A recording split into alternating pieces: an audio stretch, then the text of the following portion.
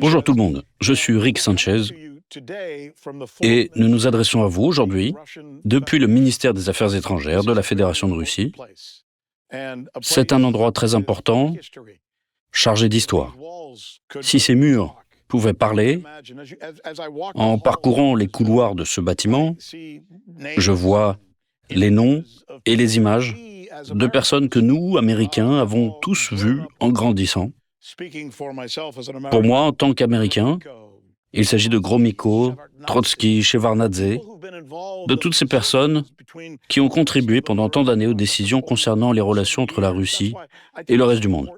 Je pense donc qu'il est vraiment important pour moi, en tant que journaliste américain, d'être ici aujourd'hui pour vous présenter cette édition spéciale de Sanchez Effect depuis le ministère russe des Affaires étrangères. Je suis actuellement en compagnie du ministre russe des Affaires étrangères lui-même, qui a bien voulu nous rejoindre et nous accorder un peu de son temps, Monsieur Sergueï Lavrov. Je vous en prie. Je suppose qu'il faut commencer par certaines choses qui se passent en ce moment. Je crois que la chose la plus importante est probablement en train de se dérouler en Europe. Permettez-moi de vous poser la question suivante. C'est vrai que j'étais un peu surpris quand j'ai vu ça. Récemment, le chancelier allemand, Friedrich Merz, a déclaré que la Russie était le plus grand pays de toute l'Europe. Ensuite, il a donné l'impression d'inviter la Russie à réintégrer la communauté européenne. Cependant, c'est lui qui, tout récemment, semblait presque vouloir entrer en guerre avec la Russie. Qu'avez-vous pensé de ces commentaires ? Actuellement, et depuis un mois ou un mois et demi, beaucoup de responsables politiques européens s'expriment sur les relations avec la Russie.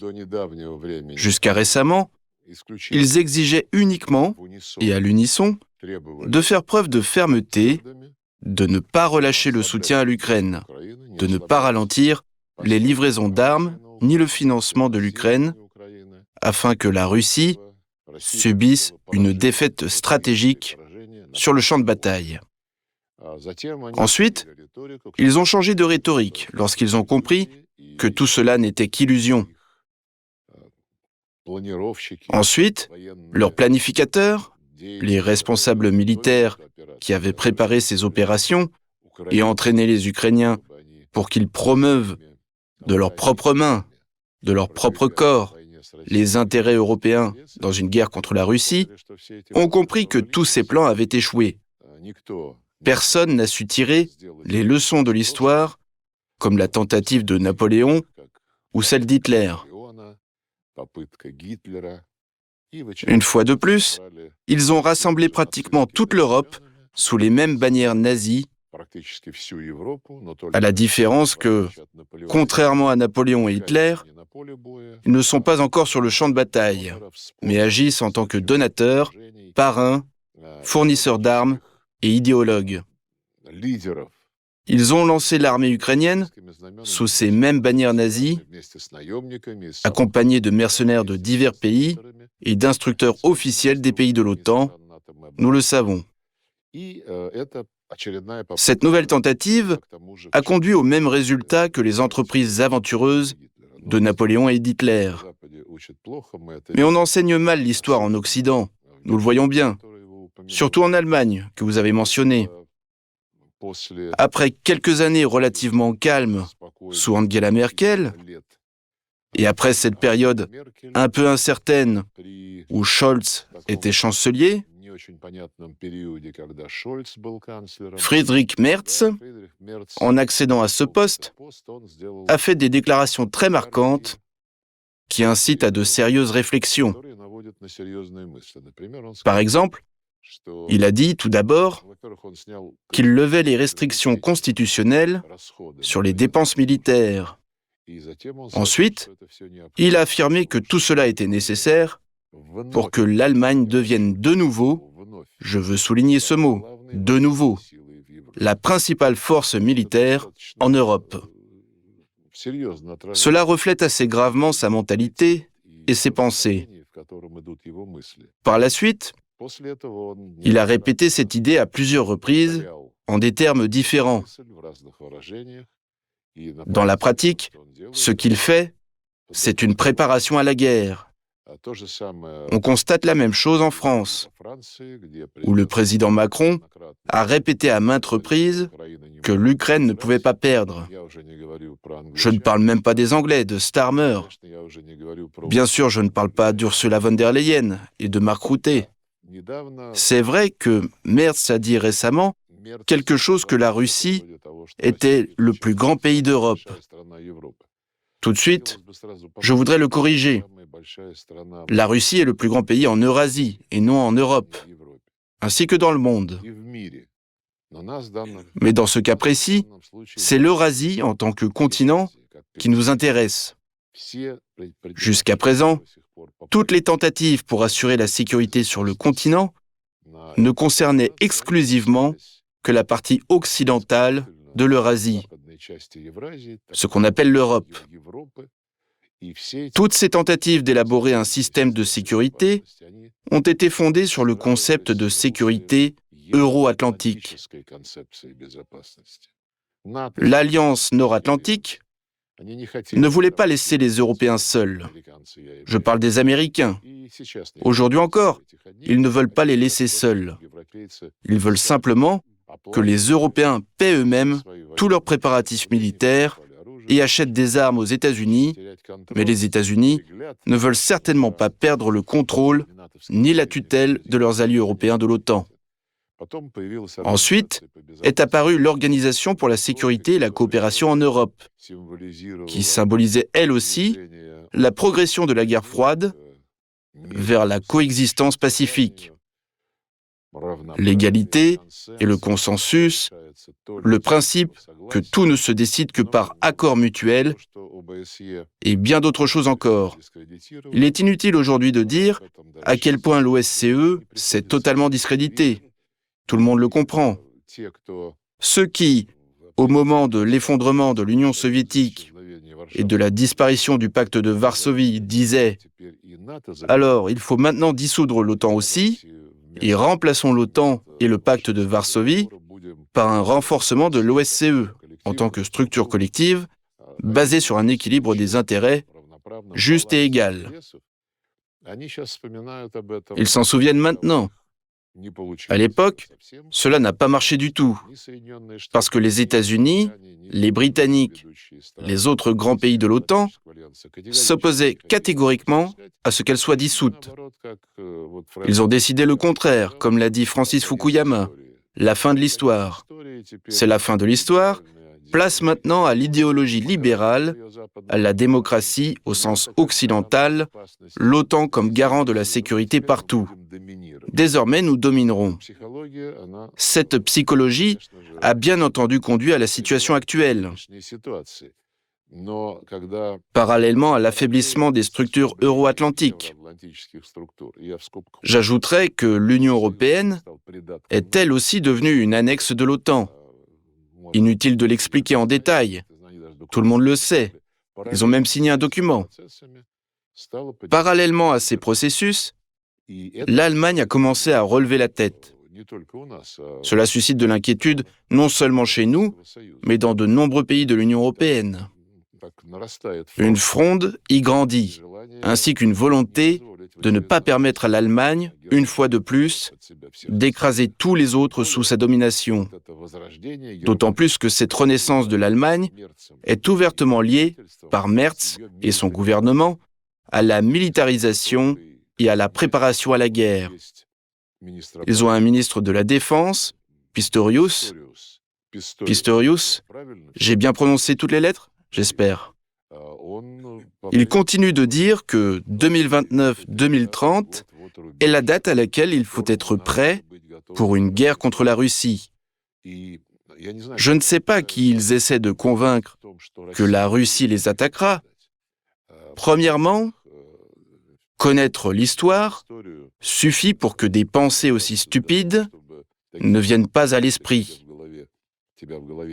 Mais prenons même les arguments que nous entendons de la part des Européens. La Russie s'est affaiblie. La Russie avance à peine sur le territoire ukrainien. La Russie conquiert ses territoires à la petite cuillère. La Russie n'y arrive pas. 5e année de guerre, etc. Des pertes énormes.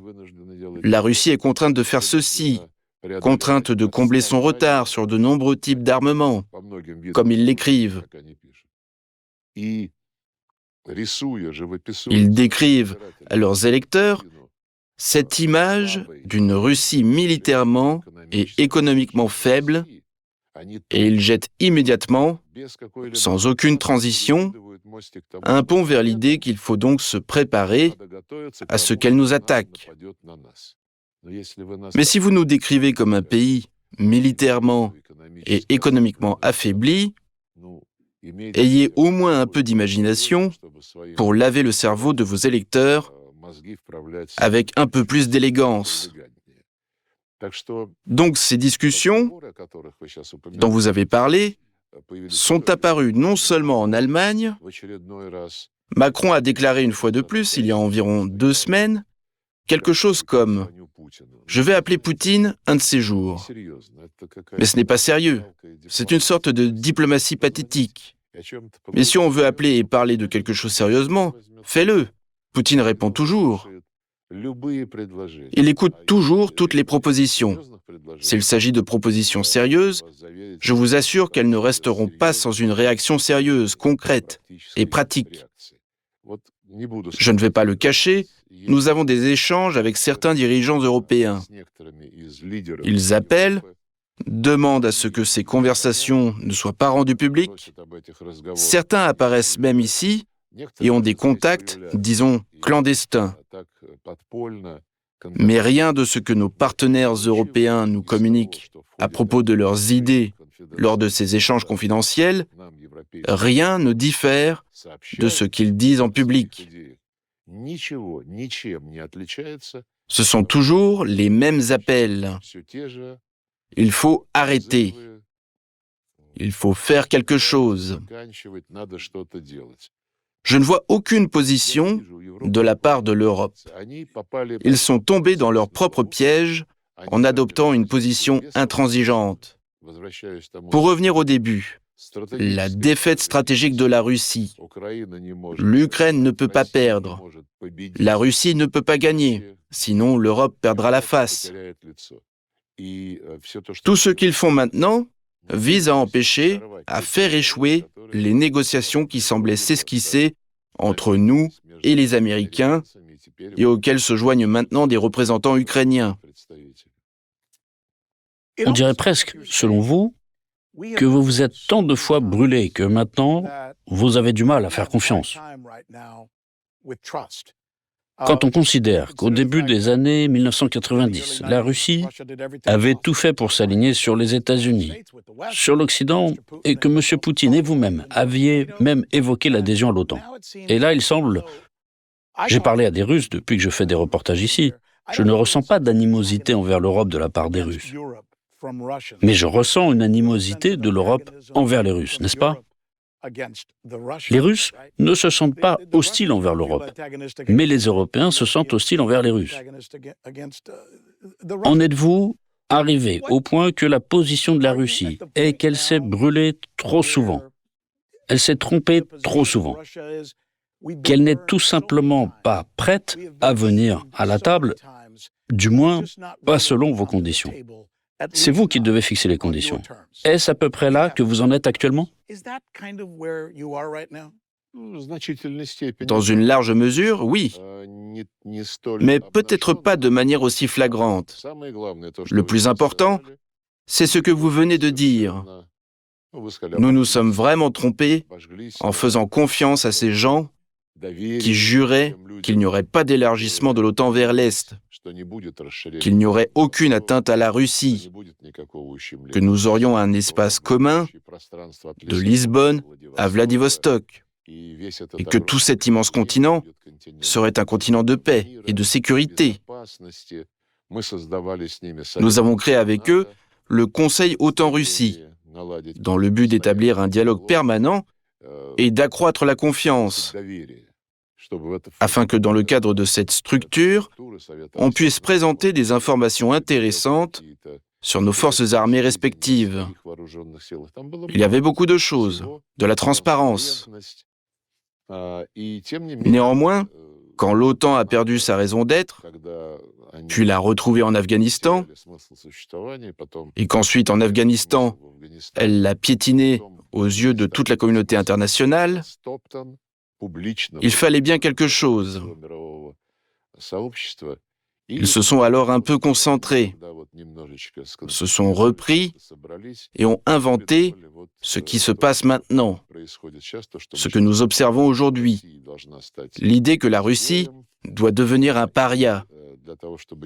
Pour la provoquer, l'Ukraine était le meilleur matériau à partir duquel on pouvait façonner n'importe quoi. D'autant plus qu'il pétrissait ce matériau depuis la chute de l'Union soviétique. Toutes les promesses de ne pas élargir l'OTAN, de ne pas s'ingérer dans le voisinage immédiat de la Russie, tout cela a été oublié.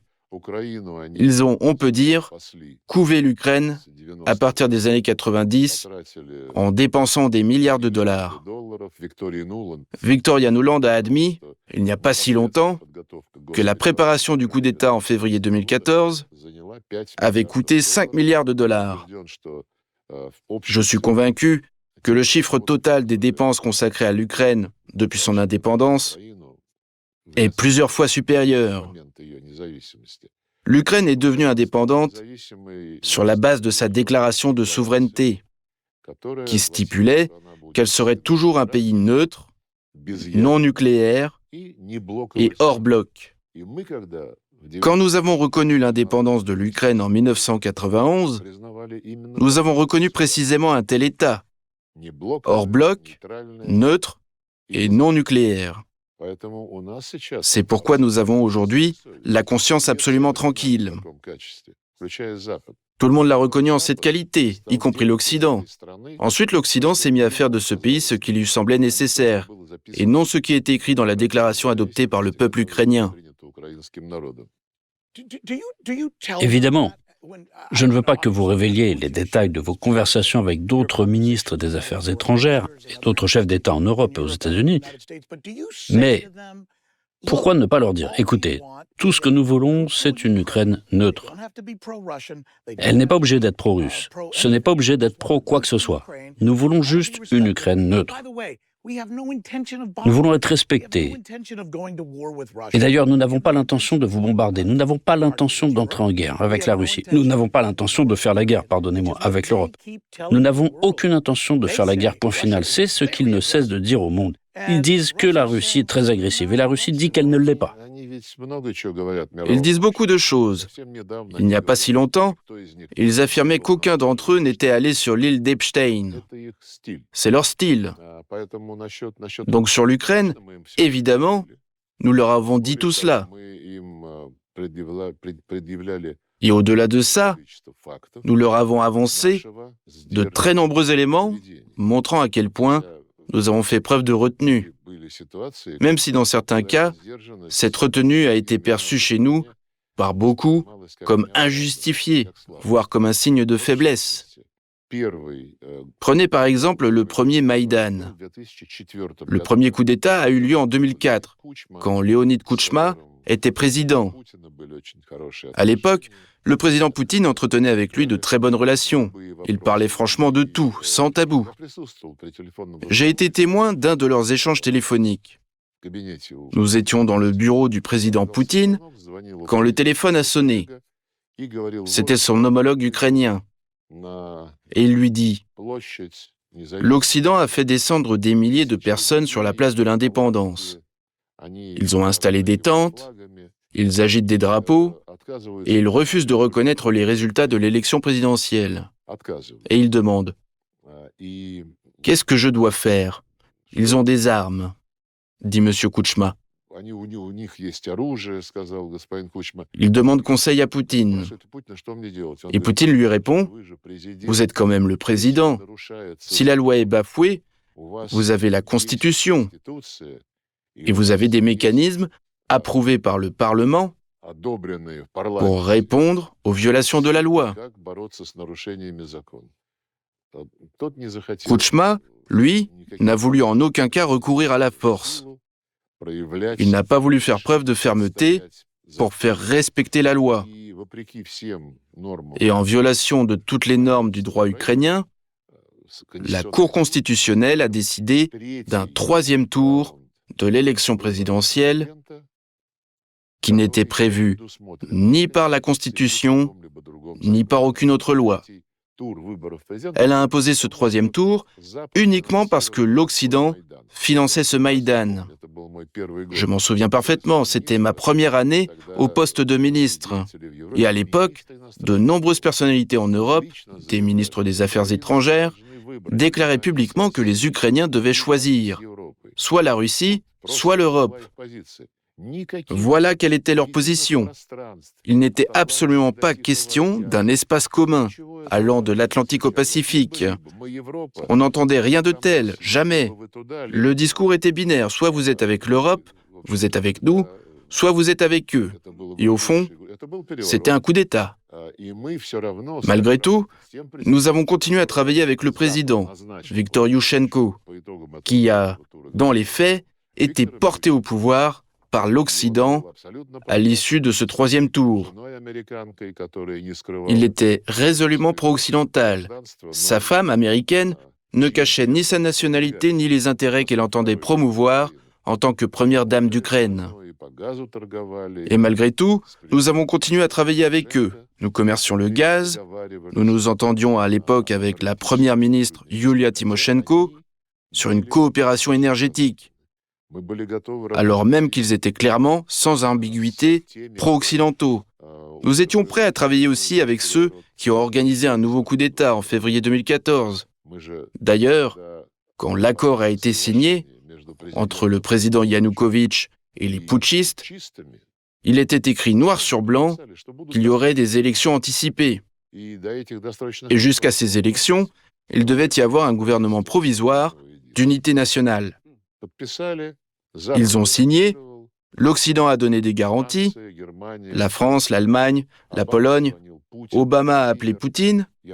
Vladimir, je te demande de ne pas dissuader Yanukovych de signer cet accord. Et il répond, si je vois un président légitime qui prend des décisions dans l'intérêt de l'apaisement de son pays pour stabiliser la situation, comment pourrais-je m'y opposer ? Mais 24 heures à peine après cet appel et après la signature de l'accord, un coup d'État a eu lieu. Nous avons demandé aux Américains, mais enfin, vous nous aviez demandé de ne pas faire échouer la signature. De notre côté, nous avons signé. De votre côté, vous avez signé aussi. Et pourtant, les vôtres se sont aussitôt rués, armes à la main, pour occuper les bâtiments gouvernementaux. Les Américains ont tout simplement esquivé la question. Les Allemands et les Français, qui avaient pourtant garanti cet accord, se sont contentés de hausser les épaules, détournant le regard presque honteusement. Parfois, la démocratie prend des tournants inattendus. Puis à partir de là, le nouveau groupe qui avait pris le pouvoir a, dès les premières heures, déclaré « Premièrement, nous annulons le statut de la langue russe. Deuxièmement, il a envoyé des combattants prendre d'assaut le Parlement de Crimée, car la Crimée, comme le Donbass, avait dit « Nous ne voulons rien avoir à faire avec vous. Vous n'êtes pas légitime, vous avez violé l'accord conclu avec le président légitime. » On les a qualifiés de terroristes, alors même qu'ils n'avaient tiré aucun coup de feu. Ils demandaient simplement qu'on les laisse tranquilles. Puis ils ont commencé à utiliser l'aviation de combat et l'artillerie contre leur propre territoire, ce qui est interdit par le droit international humanitaire. Lorsque tout cela a commencé, Anders Fogh Rasmussen, alors secrétaire général de l'OTAN, avait, avant la signature de l'accord, appelé des dizaines de fois le président Yanukovych à ne pas envoyer l'armée contre son propre peuple. Mais dès qu'un coup d'État a eu lieu, Rasmussen s'est mis à exhorter les putschistes à recourir à la force de manière proportionnée contre ceux qui n'acceptaient pas ce coup d'État. Et toute l'histoire de la crise ukrainienne actuelle l'Occident l'a fait commencer selon sa propre chronologie à la mi-mars, lorsque la Crimée a organisé un référendum sur son rattachement à la Russie. Autrement dit, ce référendum, dans l'historiographie occidentale, et surtout dans la lecture politique qu'en fait l'Occident, c'est là que tout aurait commencé. Comme si, jusque-là, tout allait bien et que soudain, les Russes sont arrivés, ont organisé un référendum et qu'à partir de ce moment-là, seulement tous ces problèmes se seraient accumulés. C'est à ce moment-là aussi que nous avons été déçus. Nous avons compris que l'Occident ne tient pas sa parole. 1 an plus tard, après de longs mois de combats, sont arrivés les accords de Minsk. Merkel, Hollande, Poutine, Poroshenko, ils ont négocié toute la nuit, travaillé pendant 17 heures, puis l'accord a été signé et entériné par le Conseil de sécurité de l'ONU. Mais ensuite, l'Ukraine n'a pas appliqué ce qui lui incombait. À chaque fois, elle invoquait des violations de l'autre côté. Comme aujourd'hui, Zelensky, déjà pendant l'opération militaire spéciale, imputait à la Russie l'échec de toutes les tentatives de cesser le feu. Mais nous avons à l'époque, nous y avons cru. Et lorsque, quelques années plus tard, Merkel et Hollande ont reconnu que les accords de Minsk n'avaient servi qu'à gagner du temps et à armer l'armée ukrainienne, eh bien, vous savez, comme on dit chez nous, les Russes mettent du temps à monter en selle, mais ensuite, ils chevauchent très vite. Et nous aussi, nous étions prêts à faire confiance à la situation telle qu'elle s'était dessinée 2 semaines après le début de l'opération militaire spéciale.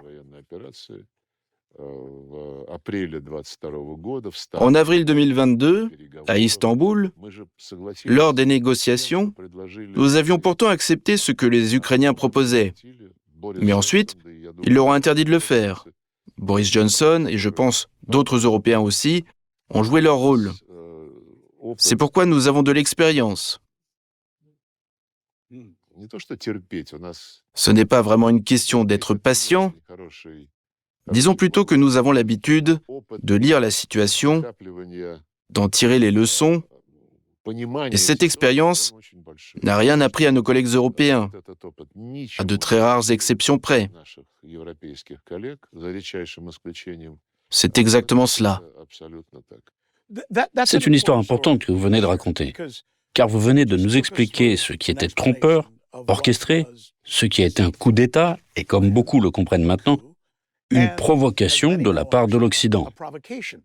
Mais en Occident, la seule version que les gens entendent souvent est que la Russie s'est imposée par la force en Ukraine, que la Russie était l'agresseur. Et c'est important, monsieur. Et je sais à quel point vous êtes catégorique là-dessus, à quel point vous n'hésitez pas à raconter cette histoire. Tant qu'on a mentionné ces grands événements qui se déroulent en ce moment aux États-Unis, je me demande, vous savez, ces gens qui étaient trompeurs, un peu défaits, est-ce le même genre de personnes qui ont conduit à ce qui s'est passé en Ukraine, au coup d'État en Ukraine, à la fraude en Ukraine? Diriez-vous qu'il s'agit du même genre de personnes? Ou peut-être même certaines des mêmes personnes, exactement. Je pense que, s'agissant de personnes précises, d'individus précis, il est difficile de faire ce genre de généralisation. Mais ce qu'on appelle l'État profond, ces soi-disant fonds occultes, ces cercles fermés, auxquels on prête le pouvoir de décider du destin du monde, je n'y crois pas vraiment. Au bout du compte, ceux qui sont élus présidents ou nommés Premier ministre ont suffisamment de marge de manœuvre pour mener leur propre politique et suivre leur propre ligne. Une ligne fondée sur le mensonge, sur l'incapacité même d'éprouver de la honte, de rougir après avoir menti à son partenaire. C'est un fait. Et ces gens-là ne sont pas rares. Aujourd'hui, Il se manifeste pleinement sur la scène européenne. Et surtout, il n'en tire absolument aucune leçon.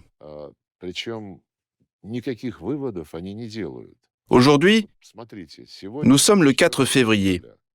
De nouvelles négociations s'ouvrent entre des militaires russes et ukrainiens.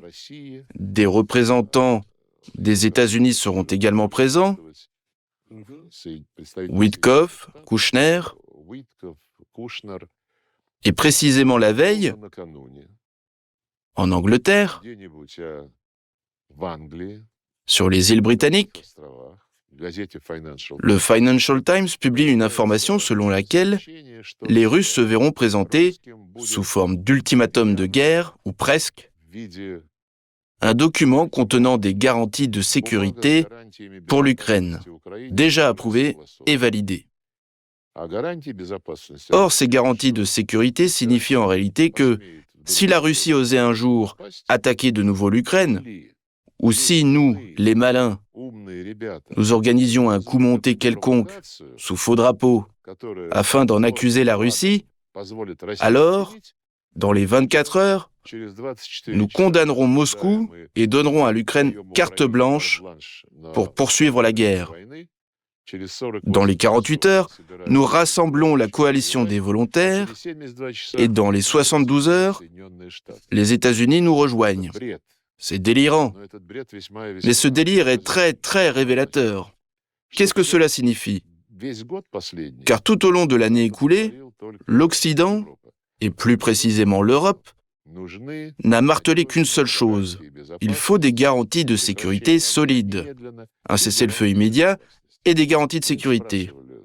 Nous leur avons demandé, mais si ces garanties de sécurité sont accordées sans résoudre les questions de fond, sans règlement politique, cela signifiera que le cessez-le-feu ne servira qu'à profiter d'une pause pour inonder l'Ukraine d'armes. Cette logique-là, ils ne voulaient pas l'entendre. Ils n'y ont pas réagi. Or, dans les conditions actuelles, l'administration Trump s'est mise à traiter le dossier ukrainien. D'ailleurs, chez nous, la manière dont l'administration Trump agit vis-à-vis de la Fédération de Russie est perçue d'une façon qui est loin d'être univoque. Chez nous, il y a aussi quelques rêveurs, des gens enclins aux illusions. Je pourrais en dire un mot plus tard. Mais pour l'instant, revenons à l'Ukraine. L'administration Trump a effectivement décidé de s'attaquer aux causes profondes du conflit. Qu'est-ce qui vous inquiète chez l'administration Trump? J'y reviendrai plus tard. Je finis d'abord avec les garanties de sécurité. Dès le début, ils ont dit qu'ils voulaient s'attaquer aux causes profondes. Le président Trump a déclaré publiquement « L'OTAN, oubliez l'OTAN ».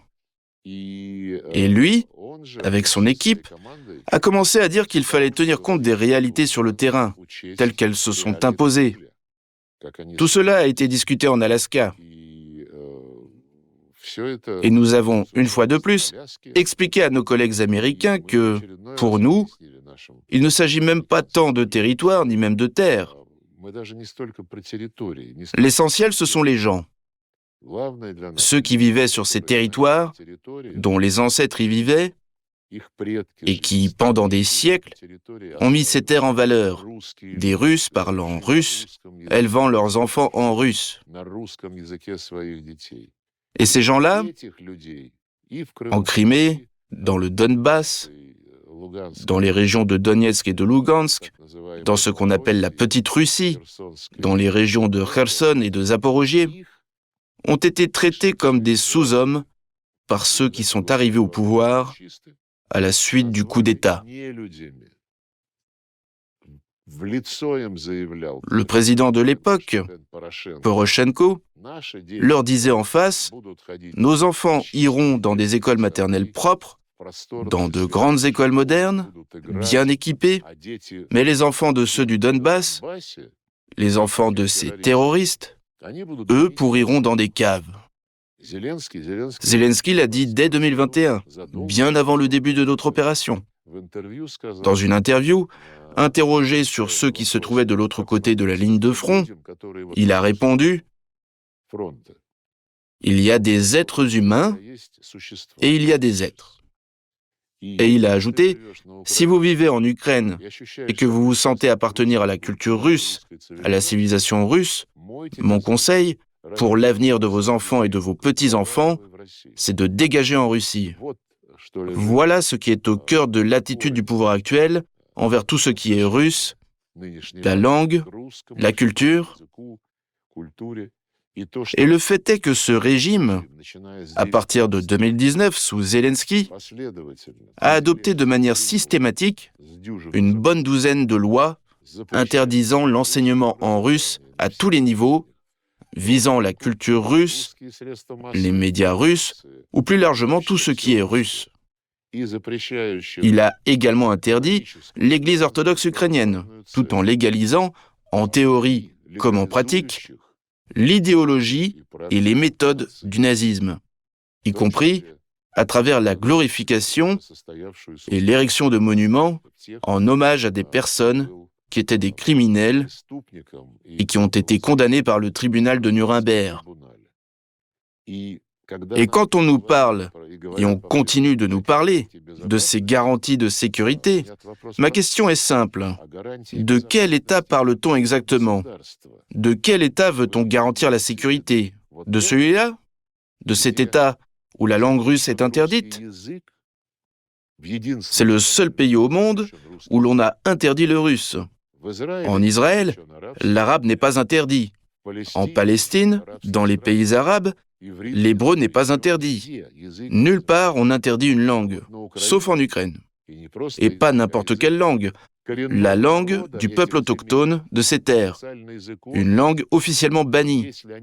Et si, derrière ces garanties de sécurité, l'objectif est d'entériner ce régime, peu importe sur quel territoire, alors c'est évidemment inacceptable. Et s'il tente de marchander la question de la langue russe, d'arracher quelques concessions en échange, ce serait indigne, ce serait une trahison. Parce que les droits linguistiques des russophones, comme les libertés religieuses, sont inscrits dans la Charte des Nations Unies. Cela ne peut pas faire l'objet d'un marchandage. Je n'appellerai pas cela une condition préalable, mais il faut le dire clairement. L'Ukraine, tu es membre de l'ONU, alors s'il te plaît, applique la charte. D'ailleurs, la constitution ukrainienne elle-même dispose que l'État s'engage à respecter les droits de la langue russe. C'est explicitement mentionné, ainsi que ceux des autres minorités nationales. Donc, quand en Occident on passe totalement ce sujet sous silence et qu'on dit « nous allons donner » des garanties de sécurité à Zelensky, cela signifie qu'ils veulent préserver Zelensky, préserver son régime, un régime russophobe à tonalité néo-nazie. Et ça, c'est inacceptable. Et pour revenir à nos échanges avec les Américains, dans ces 28 points qu'ils nous avaient transmis avant l'Alaska, il y avait des dispositions très claires. Il était question de rétablir les droits des minorités nationales et la liberté religieuse. Dans la dernière version que nous n'avons pas vue, mais que Zelensky cite, il parle déjà de 20 points. Nous en avons lu quelques extraits, et il n'y est plus du tout question d'un rétablissement des droits de la langue russe et des autres minorités nationales, ni des libertés religieuses. Il est écrit « L'Ukraine fera preuve de tolérance conformément aux normes de l'Union européenne ». Pourquoi donc? Il existe des normes qui vont au-delà du seul cadre de l'Union européenne. Et inversement, il existe au sein même de l'Union européenne des normes qui sont inacceptables pour de nombreux pays dans le monde. Étant donné la situation extrêmement difficile en ce moment en Ukraine, par exemple leurs problèmes liés au réseau énergétique, plusieurs responsables, dont un gouverneur d'une région ukrainienne, ont déclaré hier publiquement à Zelensky « Concluez cet accord, signez-la, où nous sommes maintenant pour le bien du peuple ukrainien. Renoncez au territoire contesté. Vous devez le faire pour le bien du peuple ukrainien. » C'est ce qu'on entend aujourd'hui de la part des Ukrainiens. C'est vraiment important.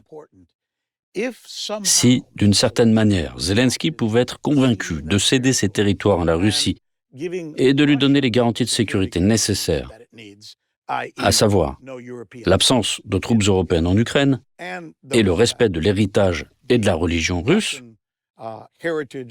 serait-ce quelque chose que la Russie pourrait accepter, signer cet accord et mettre fin à la guerre? Ou ai-je raté quelque chose?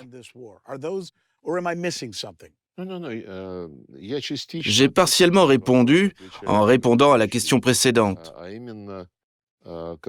Quelle Ukraine précisément sommes-nous prêts à avoir comme voisin sur le très long terme? Ce doit être une Ukraine amicale, pas nécessairement notre allié, mais une Ukraine neutre et bienveillante. Cela suppose bien sûr non seulement le respect des droits des habitants du territoire qui restera à l'Ukraine, pas seulement le respect de leurs droits à l'accès aux bienfaits de la civilisation, chauffage, eau et nourriture, mais encore le respect des droits fondamentaux, notamment la langue, l'enseignement, la religion.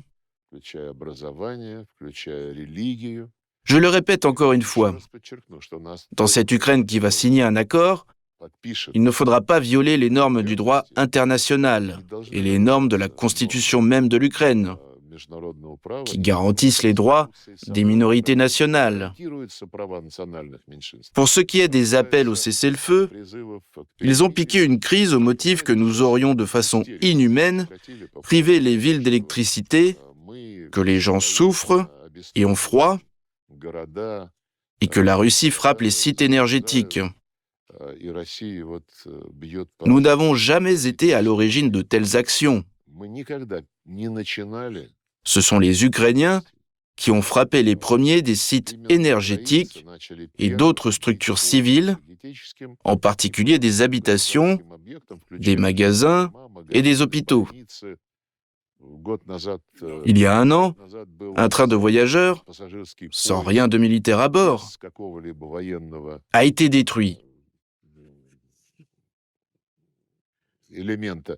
Mais étrangement, quand ils parlent de la Russie, ils oublient les exemples de notre bonne volonté sont pléthores. En mars, si je me souviens bien, de l'année dernière, le président Trump, lors d'une conversation avec le président Poutine, a proposé d'épargner les sites énergétiques pendant un mois. Le président Poutine, le jour même, a répondu positivement à cette question. Et pendant un mois, nous n'y avons pas touché. C'était en mars-avril. Nous n'avons pas touché à un seul site énergétique ukrainien. Mais Zelensky, à cette même époque, je ne me souviens plus exactement, mais ce sont en tout cas plus de 130 attaques qui ont touché des sites civils. Nous avons donc la conscience tranquille. En revanche, notre patience n'est pas illimitée. C'est pourquoi, quand on connaît le caractère russe, qui applique le principe du « deux précautions valent mieux qu'une », nous avons longtemps été précautionneux. Mais nous avons tiré des conclusions. Et l'une de ces conclusions, je veux parler à présent de l'Alaska.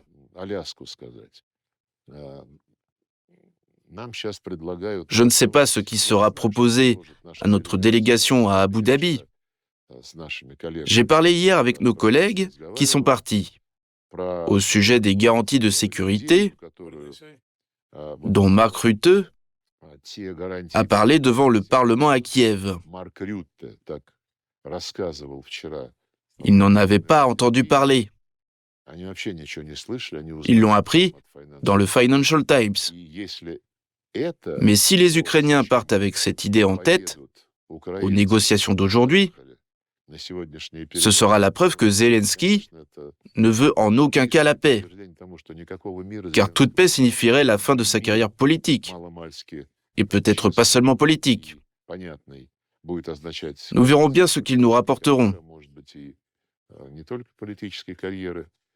Mais après sa discussion avec Rutte, Zelensky a dit qu'il était prêt à des compromis, mais que la Russie devait aussi être prête à des compromis. Cette remarque est d'un tel culot.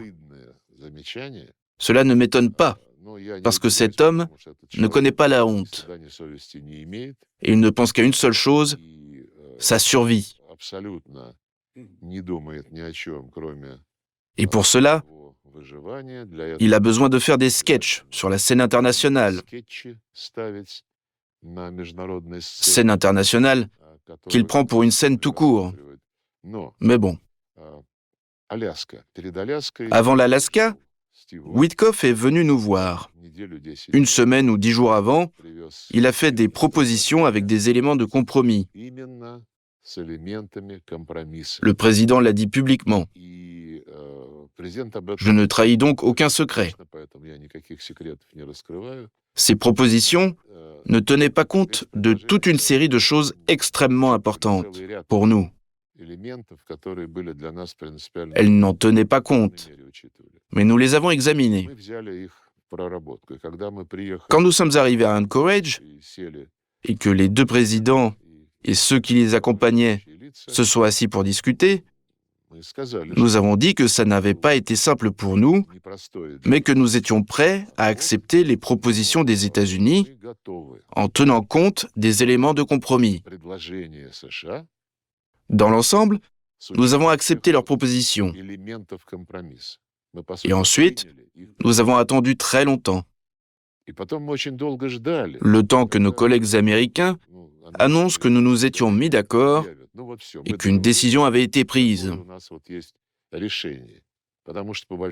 Car d'une manière générale, la décision de l'administration Trump nous suffisait. La réaction de l'Europe nous était indifférente, même si nous pouvions l'imaginer. Nous n'avions que faire non plus de ce que l'Ukraine allait dire. L'Ukraine, sans les États-Unis, comme l'Europe du reste, sans les armes que les États-Unis vendent à l'Europe, sans les renseignements, sans toutes les données satellites, le combat est impossible. Si nous avions validé les résultats d'Anchorage, je suis sûr que cela aurait abouti à des accords de paix.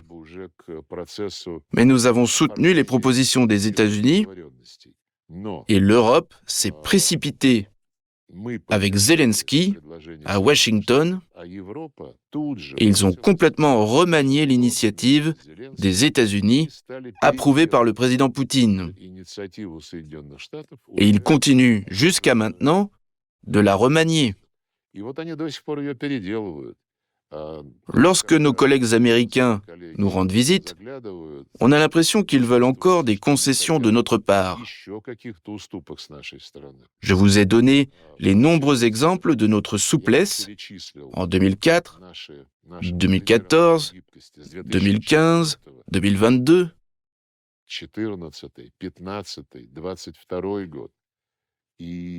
Très honnêtement, le président a dit à plusieurs reprises qu'il était toujours prêt à une solution diplomatique. Contrairement aux autres parties prenantes à ce processus qui bougent les lignes et les bornes en permanence, nous n'avons jamais varié. Ils disent qu'il faut marquer un but tantôt ici, tantôt là. Nos positions, en ce qui nous concerne, sont claires et cohérentes. Reconnaissez-vous le mérite de l'administration Trump du dialogue qu'elle mène avec la Russie?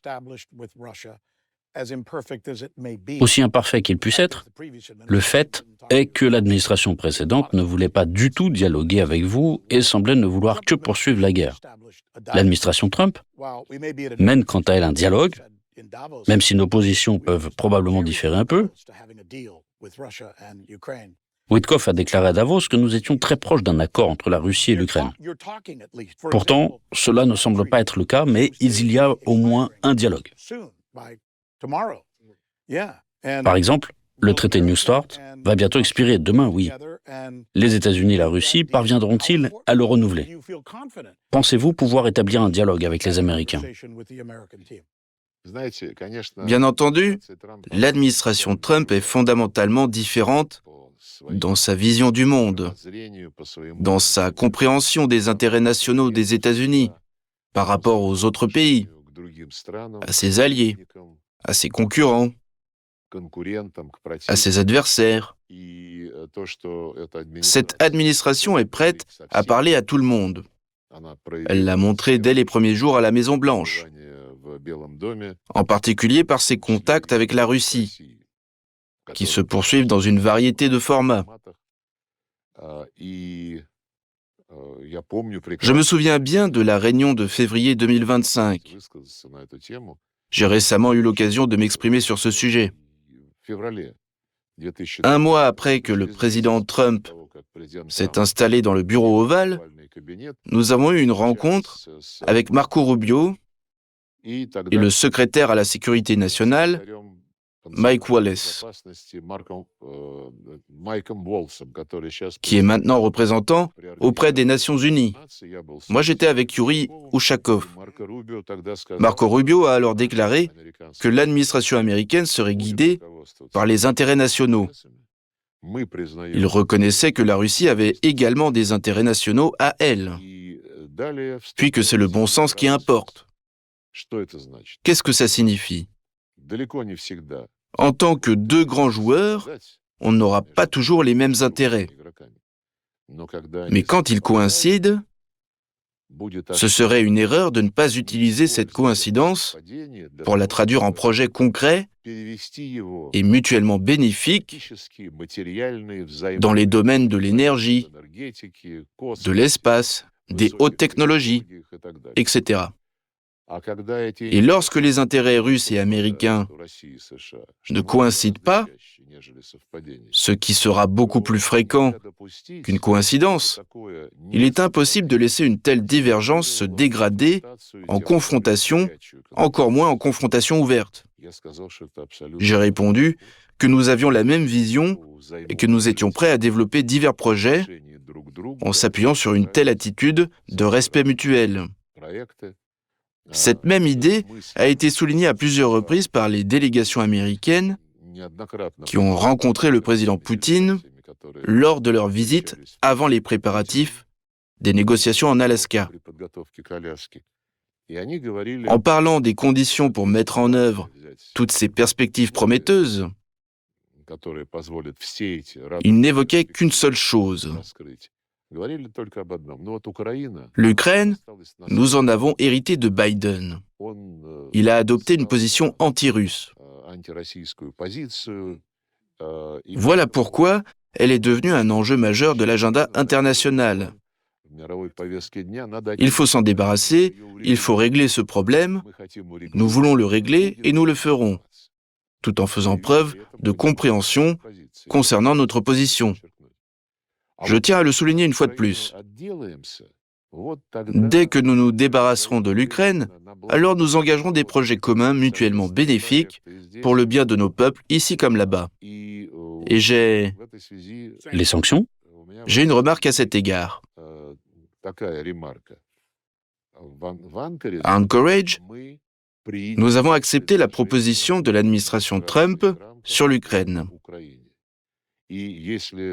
Si tout a été réglé entre hommes, cela aurait dû signifier que nous avons retiré l'Ukraine de notre grande trajectoire éclairée vers la coopération et la prospérité future. Mais l'Ukraine, je veux dire le règlement ukrainien, continue d'être révisé en obtenant de nouvelles dimensions qui ressemblent de plus en plus à de nouvelles conditions et exigences envers la Russie. Mais la discussion continue. On va en finir avec ça, et alors tout sera tel que personne n'avait encore pu en rêver. Mais nous savons rêver, bien sûr. Nous avons beaucoup rêvé. Le Parti communiste nous faisait rêver. Nous avions beaucoup de rêves.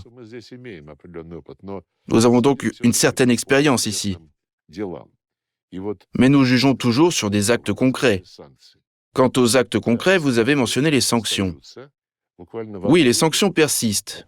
En avril 2025, peu de temps après que nous ayons rétabli le contact avec l'administration de Donald Trump,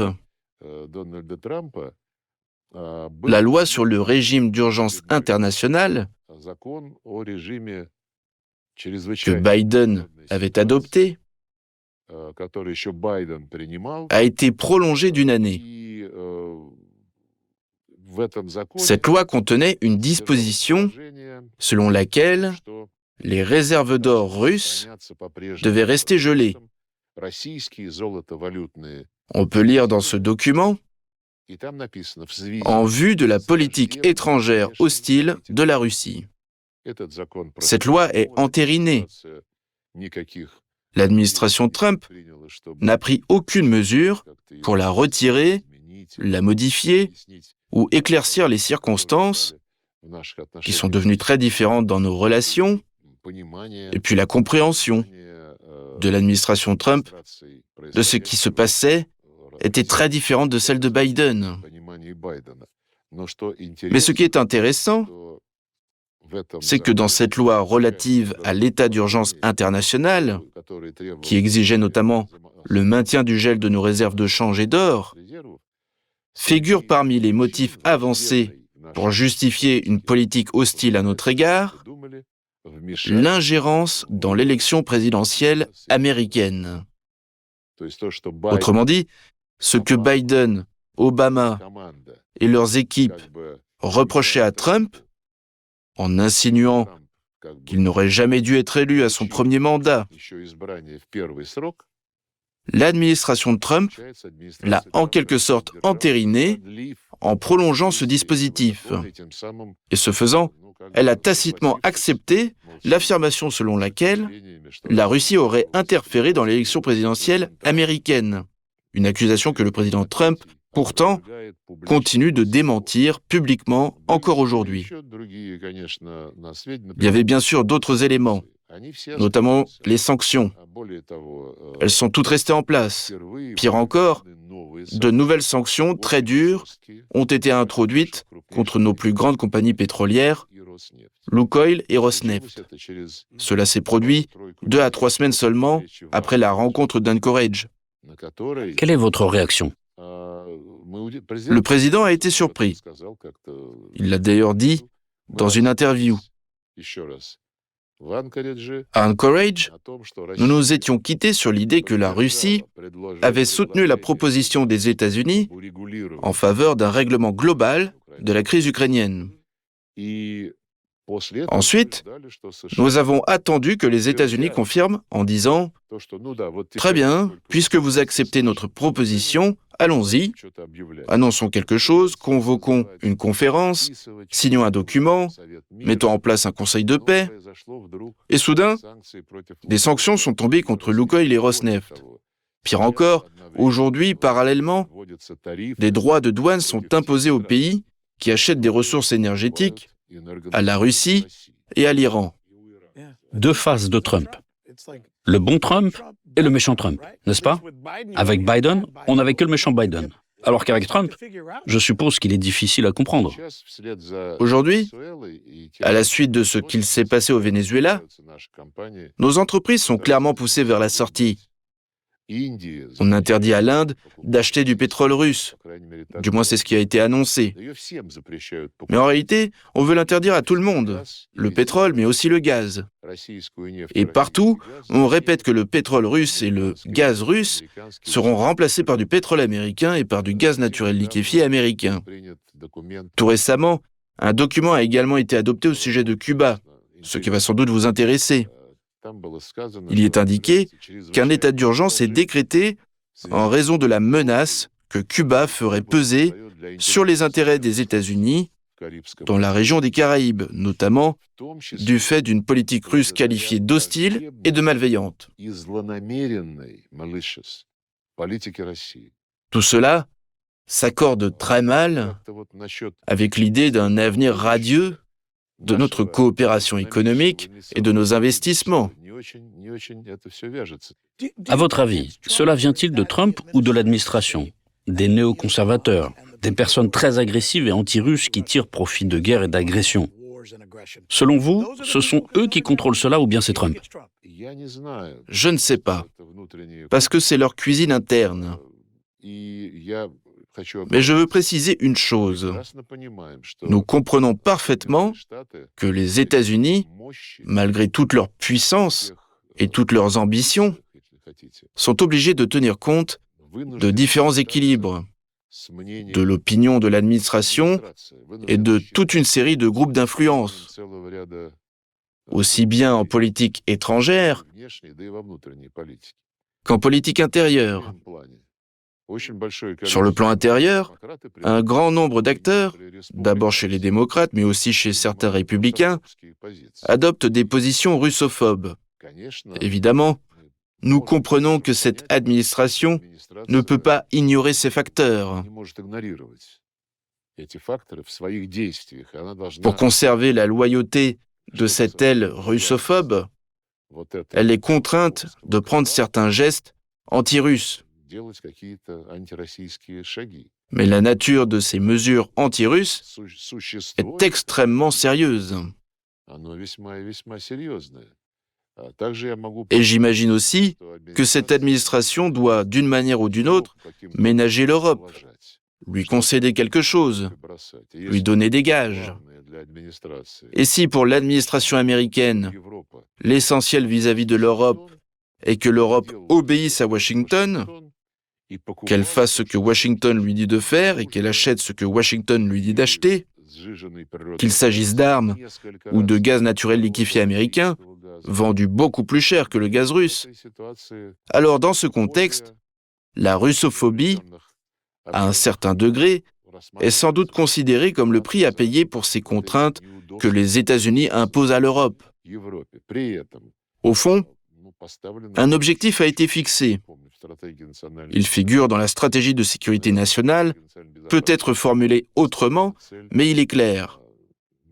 Imposer une domination dans l'économie mondiale, y compris dans le domaine énergétique.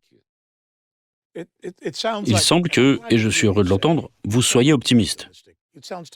J'ai l'impression que vous croyez toujours en une issue positive possible, malgré toutes les difficultés que nous venons d'évoquer et que vous venez d'expliquer.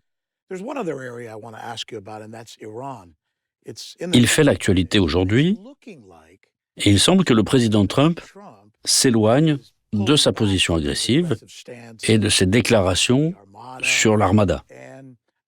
J'ai vu des rapports selon lesquels votre gouvernement, la Fédération de Russie, probablement vous-même et le président Poutine, auraient été impliqués de manière directe ou indirecte dans la médiation et que la situation se soit un peu apaisée parce que la Russie aurait contribué à faciliter le dialogue entre l'Iran et l'administration Trump.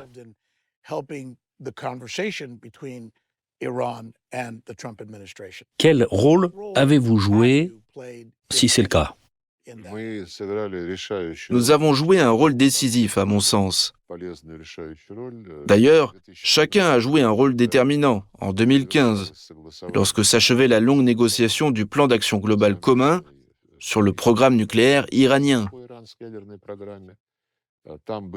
Des plafonds avaient alors été établis pour les quantités d'uranium faiblement enrichi que l'Iran pouvait conserver. Et tout ce qui dépassait ce seuil, nous l'avons pris en charge. Cela faisait partie de l'accord. Puis, 3 ans plus tard, lors de son premier mandat, le président Trump s'est retiré de cet accord. C'est à ce moment-là que les accusations contre l'Iran ont commencé. Or, l'Iran n'a jamais rien violé. Mais quand les États-Unis ont quitté cet accord et en ont, en quelque sorte, retiré tous les avantages, tous les éléments positifs qui intéressaient l'Iran, il s'est évidemment retrouvé dans une nouvelle situation. L'Iran ne pouvait plus être tenu à ses obligations, dès lors que les engagements étaient collectifs et que le cadre de l'accord avait été brisé. L'Iran a poursuivi l'enrichissement de l'uranium. Pour autant, il ne violait pas les accords de non-prolifération nucléaire. Tout se faisait sous le contrôle de l'AIEA. Et pourtant, il a été attaqué. 12 jours de bombardements israéliens et américains. Dans ce contexte, l'attitude du directeur général de l'AIEA, Raphaël Grossi, paraît évidemment étrange, car les sites visés par Israël et les États-Unis sont justement des installations placées sous le contrôle de l'AIEA. Et l'AIEA, en la personne de son directeur général, est tout simplement obligée de formuler une évaluation politique, d'affirmer que des installations sont sous leur contrôle et qu'elles ont été bombardées illégalement. C'est dangereux, nous appelons à ceci ou cela, mais ils n'ont rien dit du tout. Cela montre simplement la situation au sein de la direction de l'AIEA à ce stade. Mais pour l'instant, nous ne cherchons pas à imposer notre aide à l'Iran, à Israël ou aux États-Unis. Pourtant, lors de nos échanges avec eux, nous discutons de la situation. L'Iran est un partenaire proche, notre voisin.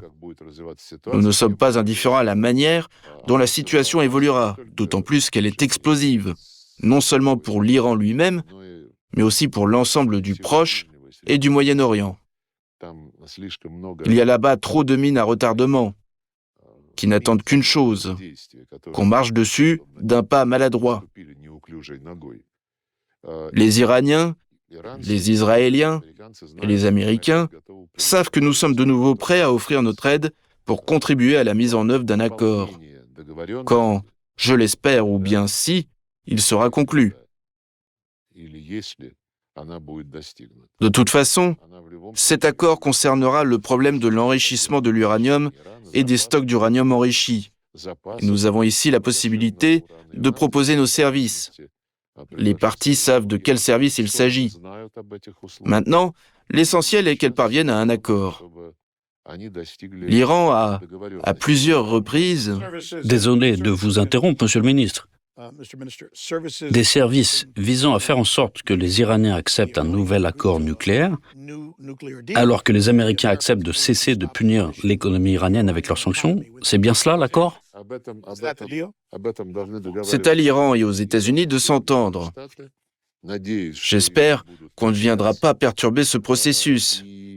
Et si, dans le cadre de cet accord, des mesures concrètes sont envisagées, pour lesquelles la Russie pourrait jouer un rôle utile, y compris en apportant notre expérience en matière de stockage d'uranium, nous sommes prêts à contribuer. Ils le savent parfaitement. Pour l'instant, on ne s'immisce pas dans le fond des discussions. L'Iran a une fois de plus réaffirmé publiquement, par la voix de son président, son intérêt pour un dialogue, à condition qu'il soit équitable et fondé sur un équilibre des intérêts. C'est aussi notre intérêt. Sans me donner des détails sur ce dont vous avez parlé, êtes-vous en contact avec le gouvernement iranien ? Oui, et les présidents se sont récemment entretenus par téléphone. Nous avons aussi des contacts au niveau des experts. C'est très gentil et généreux de votre part de nous avoir consacré autant de temps. Je sais que nous avons un peu abusé de votre temps. Un peu. Je vous en suis très reconnaissant. Merci beaucoup.